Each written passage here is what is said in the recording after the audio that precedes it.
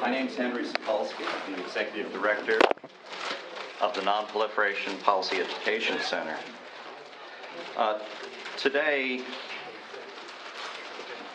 we're going to try to speak to what our government might do to reduce the likelihood of ever pushing another civilian nuclear cooperative agreement with a state like Iran the way we did in 1957. Most people don't know it, but the nuclear cooperative agreement that largely was responsible for launching Iran's nuclear activities today began with a nuclear cooperative agreement that did not even have a hearing, never mind a vote. It certainly did not lay down conditions to get Iran to forswear making nuclear fuel or to open up to inspections that would prevent it from ever getting as far as it's gotten today. The question we must ask now is, will there be others? There have been other agreements, one with Turkey, for example, which recently went through, again, without a hearing. In the case of Russia, we had a nuclear cooperative agreement where we could not even get U.S. officials to appear to testify to defend it. It seems to me we're now also on the cusp of a debate about the future of U.S. nonproliferation policy and what we should be telling our allies and working with them to do. On the one hand, we have just finished an agreement with the UAE in 2009 that has requirements for intrusive inspections and the forswearing of making nuclear fuel. The press has reported that we have one in the making for Taiwan, but that we failed to get it in writing in the case of Vietnam.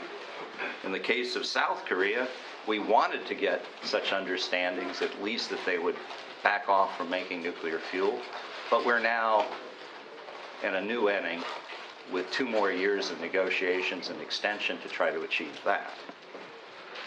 The question then applies, what are the odds that we will get it with other countries, including Saudi Arabia, Jordan, and others that we hope to secure nuclear cooperation with in the future? Now we're in the midst of a very furious debate about the adequacy of what we're going to try to secure with Iran.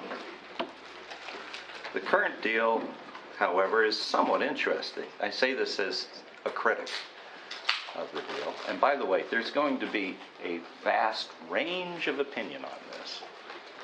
Don't get distracted. What you want to take away from this meeting is what people might agree about, not what they disagree about. And I will do my level best to crack the whip if the disagreement gets out of control, because we're not interested in that. But what is worth noting is the understanding, as best we can tell, does ban work on a heavy water reactor at Iraq. It clearly does a lot to ban reprocessing, which is rather interesting. It is being sold as having frozen or rolling back stocks of materials that could be made into bombs. And the president says he wants to go to zero in regard to these stocks. Question, is this a model for how we should approach nuclear cooperation with anybody else? Is this a one-off?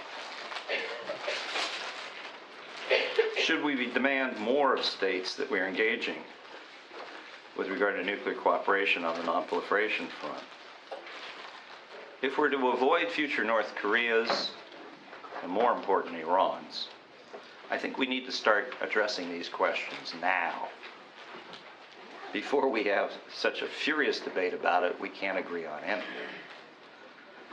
Again, I want to iterate, there will be 2 panels, and I am sure there will be lots of discussion about Iran, but that is not the main focus of today. It's preventing future Irans. It's a slightly different topic.